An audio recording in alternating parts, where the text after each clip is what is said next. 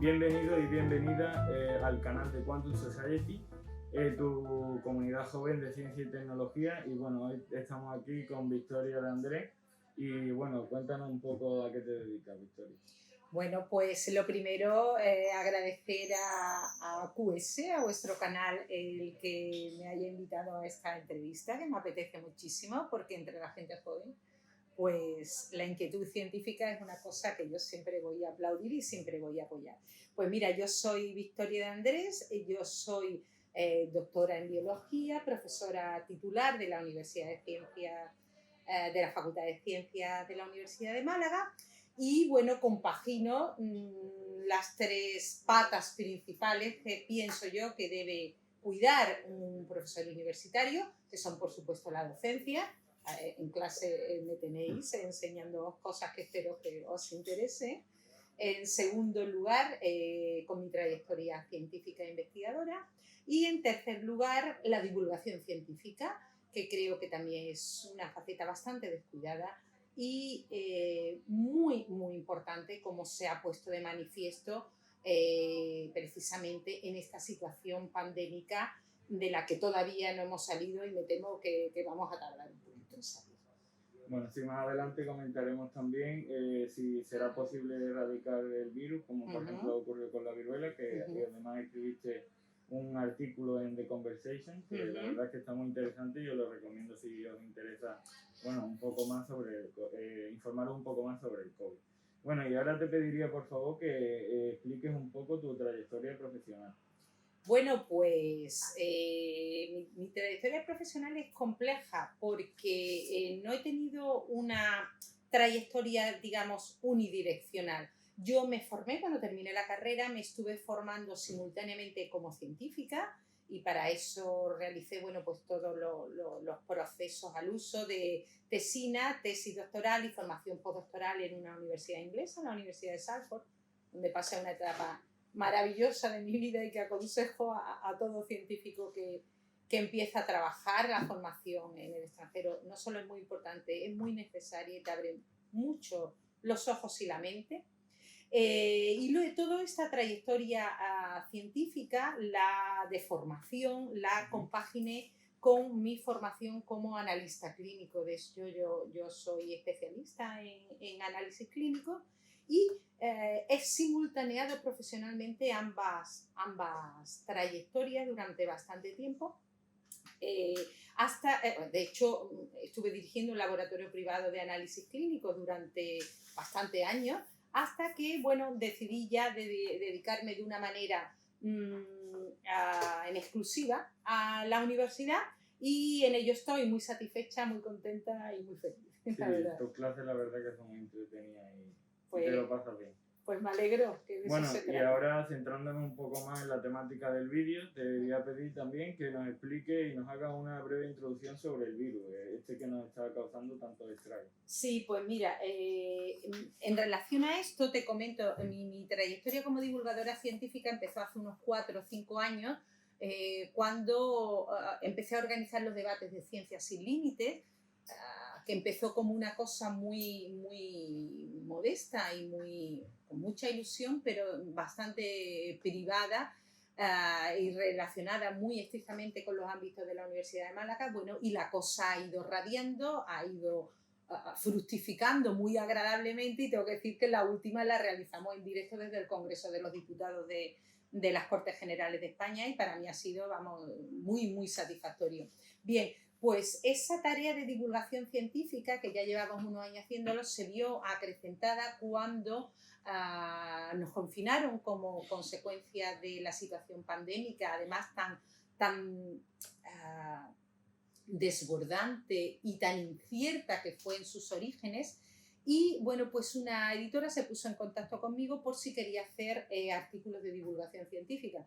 Yo, que soy una persona hiperactiva y que se me venía la casa encima porque yo ya no sabía qué hacer, pues acepté encantada. Bueno, y empecé a hacer una serie de artículos de divulgación de temas variados relacionados con mis distintos aspectos profesionales, pero los relacionados con la analítica del coronavirus de repente empezó a tener un éxito enorme y bueno, y vi que ahí había una necesidad muy grande de información a la sociedad en general sobre el coronavirus, porque por desgracia, porque es que las cosas hay que decirlas como son, los vehículos oficiales, los canales oficiales de información a la población, que además no estaban todo el santo día martilleando en televisión, ni se decía toda la verdad, ni lo que se decía verdadero se decía bien, ni se decía de una manera didáctica y clara.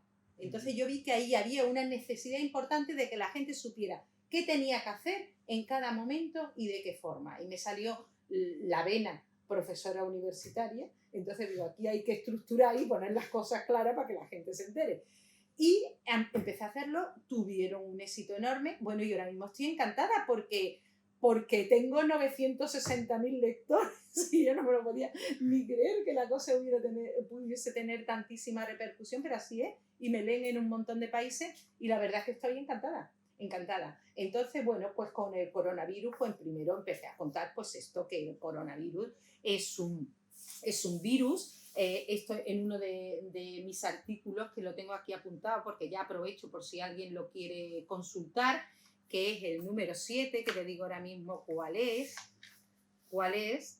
Análisis de COVID-19, ahora lo entiendo, así se llama.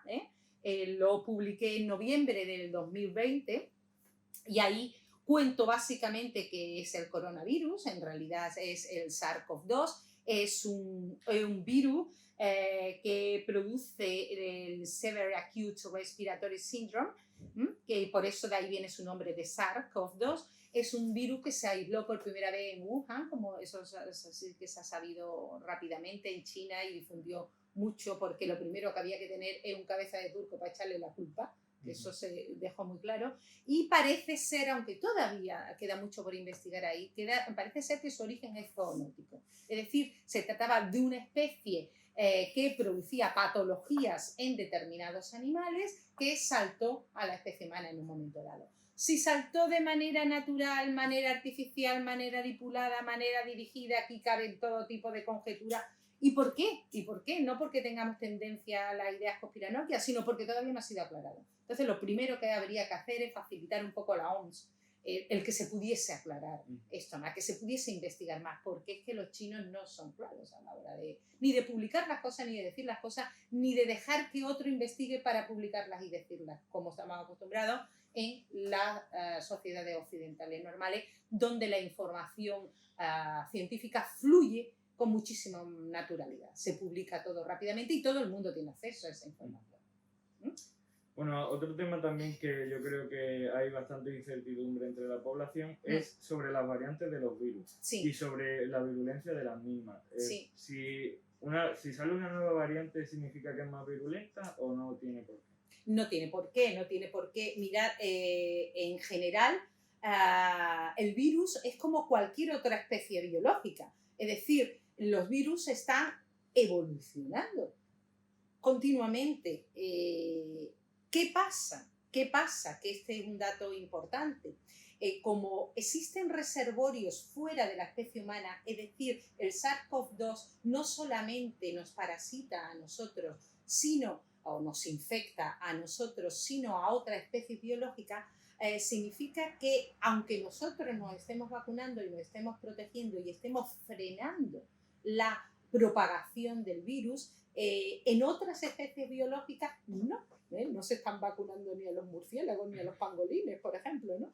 Entonces, ¿qué significa? Que el virus continúa en esa otra especie con su evolución absolutamente normal, y eso significa que continuamente está mutando.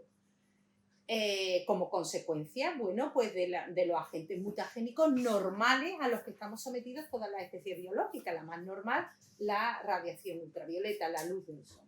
¿Qué pasa? Que de esas mutaciones que se van generando continuamente y de manera natural, la inmensa mayoría son lo que se llaman mutaciones deleterias, es decir, que no prosperan porque le causan morbilidad o mortalidad directamente a las especies que la generan, a los individuos que la generan. No prosperan y desaparecen. La otra, de las que prosperan, la inmensa mayoría, ni les va ni les viene. Es decir, la inmensa mayoría son mutaciones neutras que no tienen mayor consecuencia. Pero hay otras que sí afectan, en el caso de los virus, podríamos decir, a su capacidad, no solamente infectiva, sino a la gravedad de la sintomatología que producen en las especies a las que afectan, ¿no? Y algunas de esas, pues sí que nos afectan a nosotros, y algunas de esas que en total podríamos pensar que, por dar un dato general relacionado, parecido al resto de las especies, pues un 1 por 1000 podía significar la aparición de lo que llamamos ahora una nueva mutación con mayor peligrosidad, para entender bien el término todo, ¿no? Para la población humana que las anteriores. Eso es lo que está pasando ahora con la variante, la que se ha llamado Delta Plus, que es muy infectiva, se transmite con muchísima mayor facilidad y la sintomatología que produce es bastante más grave. ¿Qué pasa? Que afortunadamente ha surgido esta variante cuando a la inmensa mayoría de la población europea, que es donde ha surgido la Delta Plus, está vacunada. Consecuentemente, los efectos que nos va a hacer, primero, la dificultad que tiene el virus de infectar es mucho menor, y segundo, cuando lo hace, la capacidad, por así decirlo, de hacer daño es muchísimo menor, porque ya cuenta con una inmunidad cruzada procurada por las vacunas que nos han puesto para otras variantes, que es donde se ha desarrollado, las otras variantes anteriores a la aparición de esta. Pero la protección cruzada que nos da es altísima. Entonces, bueno, pues hemos hecho muy bien vacunándonos y hemos hecho muy bien siguiendo, controlando qué pasa con las nuevas variantes, por si necesitamos vacunarnos otra vez, como de hecho estamos viendo que va a ser necesario y que se está empezando a hacer en determinados sectores poblacionales más vulnerables. También es aquí donde podemos fijarnos que vacunarnos es muy importante. Pues, no es muy importante, es fundamental. Es fundamental. O sea, es que hay que vacunarse sí o sí. La alternativa, ya sabéis que soy muy clara, en clase también soy muy clara, pero la alternativa es ser idiota. Totalmente. Sí. Porque esto lo digo yo en otro de mis artículos en The Conversation, que es donde lo estoy publicando,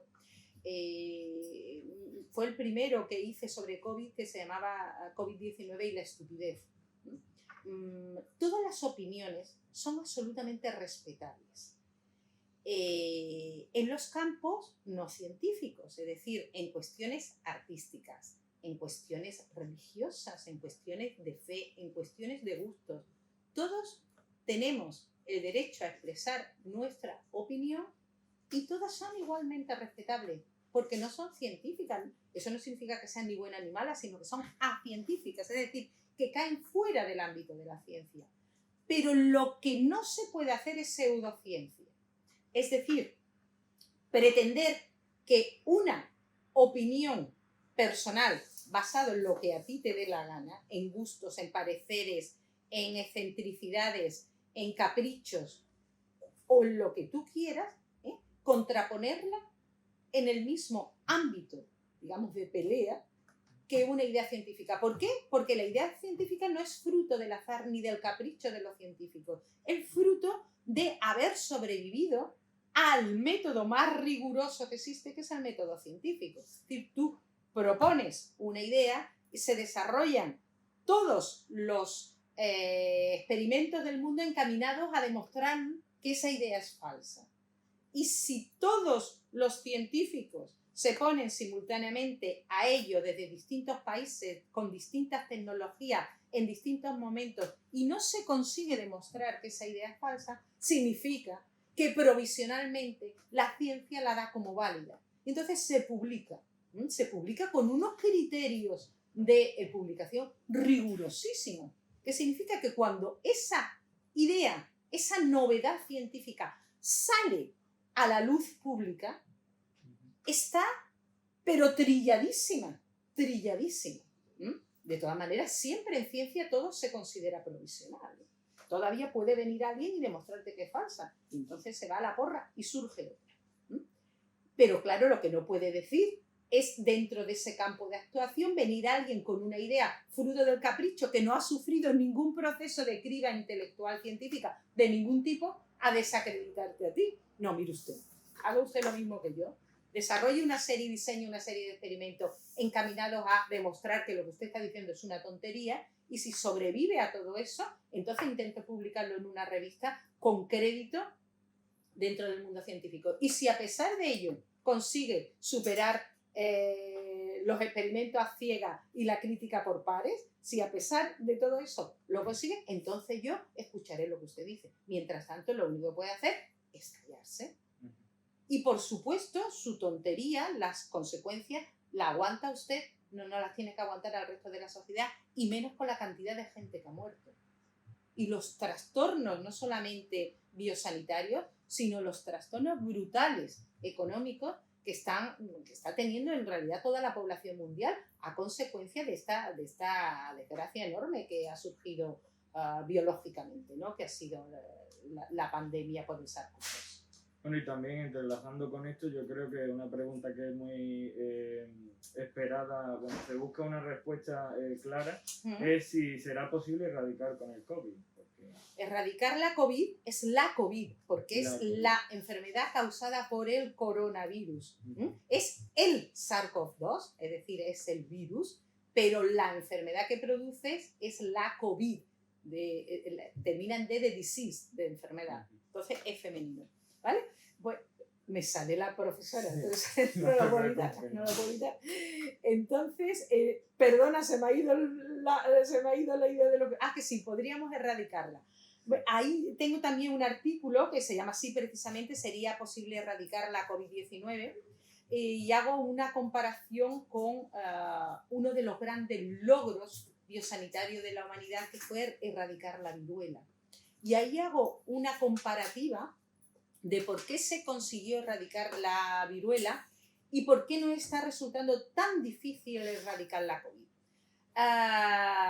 Se trata de dos virus, además dos virus muy emparentados filogenéticamente, pero hay una serie de diferencias fundamentales. Mira, la primera diferencia es, enlazando un poquito con lo que me estabas preguntando antes, la primera diferencia es que la viruela era una enfermedad específica de la especie humana, es decir, que el virus que la producía se introducía solamente en la especie humana, mientras que el SARS-CoV-2 tiene otros bastantes, que sepamos, especies biológicas donde se introduce. ¿Qué significa eso? Que hay un montón de reservorios diferentes a la especie humana. En el caso maravilloso de que toda la población humana estuviera vacunada, todavía tendríamos todas las especies biológicas donde está el virus. Con lo cual ese virus no separa lo más importante para un virus, que es la cadena de transmisión, porque ya sabemos que los virus no pueden vivir fuera de las especies a las que parasitan, ¿no? Entonces, si no pueden vivir fuera ni pueden reproducirse, sobre todo reproducirse fuera, si todos estuviéramos vacunados, pues separaría la transmisión y desaparecería el virus porque no se puede replicar. Pero al haber reservorios en otras especies biológicas, esa es una diferencia de base importantísima. La segunda diferencia importantísima, en el caso de la viruela, una persona enferma, es que tú lo veías. Porque la cantidad de pústulas era una enfermedad tremenda, donde te volabas literalmente de unas alteraciones de muchos tipos, pero sobre todo, digamos, de cara al exterior, alteraciones en la piel que te producían tal cantidad de pústulas que te deformabas totalmente y a ti se te veía a kilómetros que tenían la viruela. ¿Qué pasaba? Que nadie te obligaba a decir ponte mascarilla, mantén la distancia de seguridad y no toques. Es que lo hacías tú solo. Te ibas a la otra punta, nada más de ver que alguien podía tener viruela y estaba cerca tuya, ¿no? Entonces, digamos que se hacía notar el virus, cosa que no pasa con el SARS-CoV-2. El SARS-CoV-2, si tú toses, pues puede ser porque te ha entrado garrafera, porque tienes una pelusita, porque tienes una gripe, o porque tienes una alergia de algo, o simplemente te has atragantado de algo. Entonces, claro, la sintomatología es muy confusa y poco definida y poco específica del SARS-CoV-2. Entonces cuesta mucho distinguirla, sobre todo en las primeras etapas, en los primeros momentos, cuesta mucho. Además, el periodo de incubación es más largo, con lo cual también estás tú una serie de días que estás hecho un aspersor de virus y no eres consciente de ello. Sí, ni los que están alrededor tuya son conscientes de que te puedan estar transmitiendo. Esa pregunta la comentaremos un poco más sí. adelante. Y ahora me gustaría pasar a las medidas contra el COVID. Sí. ¿Qué es un test de anticuerpos o si es lo mismo que un test de antígenos?